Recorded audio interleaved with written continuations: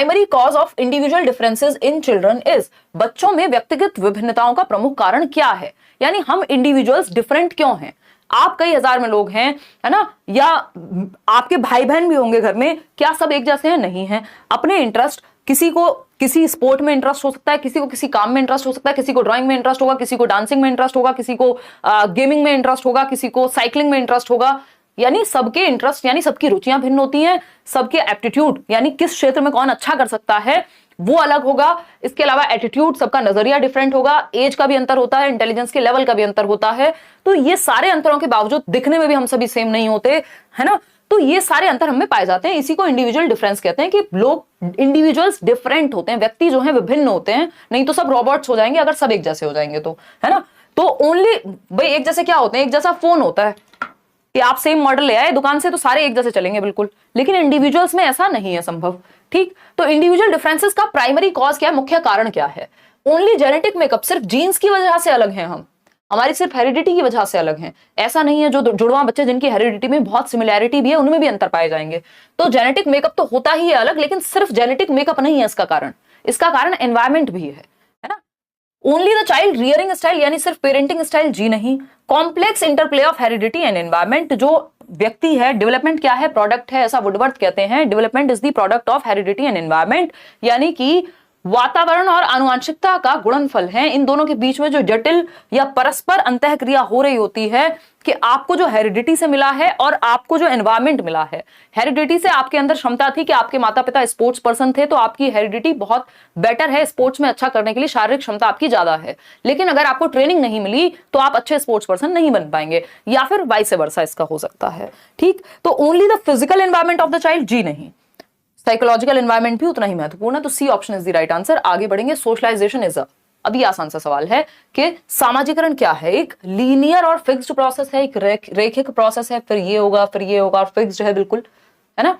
या फिर फिक्स्ड तो समाज भी नहीं होता, समय के साथ समाज भी बदलता है, फ्लेक्सिबल या चेंजेस आते हैं, डायनेमिक होता है। तो फिक्स्ड तो पॉसिबल ही नहीं है। कोई भी प्रोसेस है, अगर ध्यान रखिएगा, कोई भी अगर प्रोसेस है, चाहे वो सोशलाइजेशन हो, डेवलपमेंट हो, कोई भी प्रोसेस है दुनिया की, वो फिक्स नहीं हो सकती, क्योंकि अगर फिक्स होगी तो वो प्रोसेस नहीं कहलाएगी, है ना। तो प्रोसेस है, प्रक्रिया है, तो वो चेंज तो होगी। सिंपल एंड यूनिडायमेंशनल, देखिए यूनिडायमेंशनल कुछ भी अच्छा वर्ड नहीं है, एकदम नेगेटिव है। यूनिडायमेंशनल मतलब सिंगल डायरेक्शन होती है, जबकि मल्टीपल डायरेक्शन होती है। समाज अलग अलग तरह का है, अलग अलग दिशाओं में चीजें होती हैं, तो ये कहना भी गलत हो गया। कॉम्प्लेक्स एंड मल्टी डायमेंशनल, यानी जटिल है और मल्टीपल दिशाओं में काम करता है। बहुत सारी जटिलताएं हैं, जो एक समाज में सही है वो दूसरे में गलत हो जाएगा, जो दूसरे में गलत है वो तीसरे में सही हो सकता है। या फिर पहनावे से लेकर के, सोच से लेकर के, रहन सहन से लेकर के, सब में क्या है, कॉम्प्लेक्सिटी है, जटिलता है, इतना सिंपल नहीं है ना। कई बार आप देखते हो कि माँ बाप कह रहे हैं भाई सच बोला करो, फिर माँ बाप ही कह रहे हैं कि कोई आया है कि कह दो पापा तो है नहीं। तो ये क्या कॉम्प्लेक्सिटी है कि किसके सामने कैसा बिहेव करना है और कब करना है, किस बात को कहना है किस बात को नहीं कहना है। मल्टीपल डायमेंशंस हैं।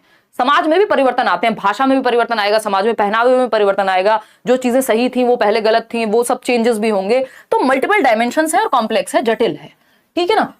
रिजिड एंड यूनिवर्सल नहीं है ना, कि सबके लिए एक जैसा होगा समाज। अमेरिका में अलग होगा, इंडिया में अलग होगा, कहीं और कहीं कुछ और होगा। क्वेश्चन नंबर 5 देखिएगा फटाफट से। ये क्या कहता है, जीन पियाजे सजेस्टेड दैट, पियाजे ने क्या सजेस्ट किया भाई, children think and learn differently from adults, बड़ों से बच्चे अलग तरीके से सीखते हैं और सोचते हैं। या फिर बी ऑप्शन है, language facilitates the development of cognition, यानी भाषा विकास को सुसाध्य करती है, यानी लैंग्वेज फैसिलिटेट करती है आपके ब्रेन के डेवलपमेंट को, आपके मेंटल स्किल्स के डेवलपमेंट को। कॉग्निशन का मतलब है आपके मेंटल स्किल्स के डेवलपमेंट की बात हो रही है, ठीक। Children thinking is quantitatively different from that of adults, यानी जो बच्चों की सोच है वो वयस्कों से मात्रा में अलग होती है, यानी वयस्क ज्यादा सोचते हैं और बच्चे कम सोचते हैं। बताइए एक बार, ये बात एकदम गलत है, क्योंकि पियाजे ने कहा है क्वांटिटी का अंतर नहीं है। किसका अंतर है, क्वालिटी का अंतर है ना। किसका अंतर है, क्वालिटी का अंतर है। बच्चों की सोचने की दिशा अलग हो सकती है, सोचते वो भी हैं, बड़े भी सोचते हैं, है ना। तो ये कहना गलत होगा, यहाँ क्वालिटी में अंतर होगा, अमाउंट में नहीं, क्वांटिटी में नहीं। Are born as blank slates, ये बात तो जॉन लॉक कह रहे थे, पियाजे बिल्कुल भी इस बात को नहीं मानेंगे कि खाली तख्तियां कुछ भी लिख दो, बल्कि पियाजे कह रहे हैं सीखने की क्षमता के साथ जन्म लेते हैं, लिटिल साइंटिस्ट हैं, नन्हे वैज्ञानिक हैं, ठीक है ना। लैंग्वेज फैसिलिटेट करती है कॉग्निशन को, ये बात वाइगॉस्की कहते हुए अच्छे लगते हैं, पियाजे कहते हुए अच्छे नहीं लगते, क्योंकि उन्होंने उतना महत्व लैंग्वेज को नहीं दिया है ना। या अगर हम देखें उन 4 फैक्टर्स में लैंग्वेज नहीं आती है, लेकिन वाइगॉस्की उसको ज्यादा महत्व देते हैं। तो हम कहेंगे कि children think and learn differently from adults. बच्चे बड़ों से अलग सोचते हैं और सीखते हैं, उनका तरीका डिफरेंट होगा, वे डिफरेंट होगा सोचने का। बात सही है या नहीं है? बिल्कुल सही है। आगे बढ़ते हैं क्वेश्चन नंबर 6 पर। क्वेश्चन नंबर 6 क्या कहता है भाई? क्वेश्चन नंबर 6 कहता है which of the following is a correctly matched pair, यानी सही से सही युग्म पहचानना है आपको, कौन से जोड़े का मिलान सही हुआ है। ठीक है, इन्फेंसी जो है 6 से 11 वर्ष की अवस्था है, अभी बताया था 2 मिनट पहले। अगर इसमें भी कोई गलती करेगा तो बड़े दुख की बात हो जाएगी, क्योंकि अभी हमने 2 मिनट पहले इसको डिस्कस किया है कि जो आपका इन्फेंसी है वो कितने से कितने साल की अवस्था को कहते हैं, यानी शैशवावस्था की अगर हम बात करें। बताइएगा एक बार, फटाफट से बताइए।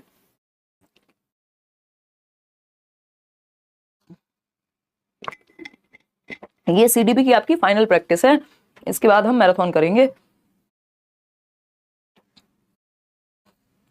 ठीक है, और सारे चैप्टर्स मैं करा भी चुकी हूँ आपको अलग अलग। अगर किसी ने ना देखे हो तो प्लेलिस्ट में जाकर के आप एक बार चेक कर सकते हैं। अब इसका जवाब दे दीजिए और फिर हम आगे बढ़ जाएंगे।